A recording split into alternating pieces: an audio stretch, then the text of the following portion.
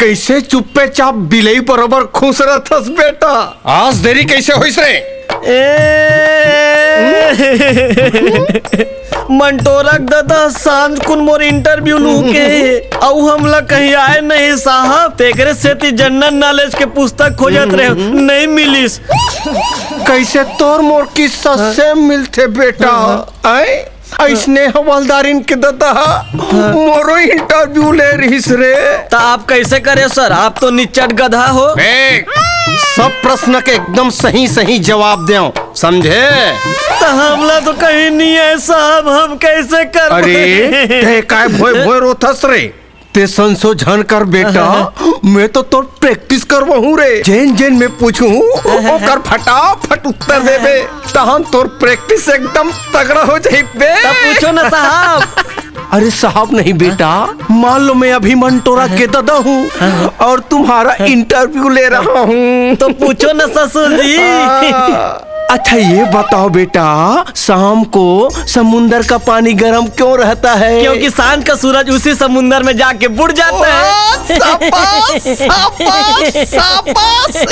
अच्छा ये बताओ बेटा, यदि भगवान तुमको छप्पर फाड़ के करोड़ों रुपया दे देगा तो सबसे पहले उस पैसे को क्या करेगा?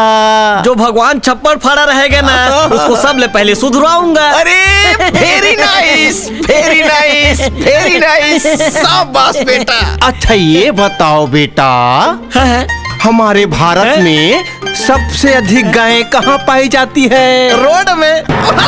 वेरी गुड बेटा, वेरी गुड।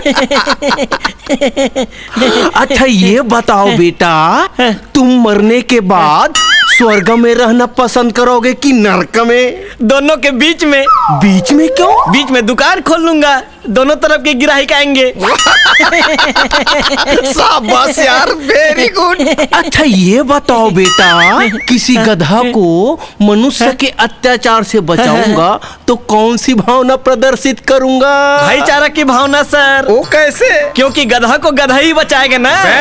मैं तो अपने ससुर को बोल रहा हूँ ना सर, तुमको क्यों ज्ञान पड़ रहा है? शाबाश, शाबाश, वेरी गुड यार।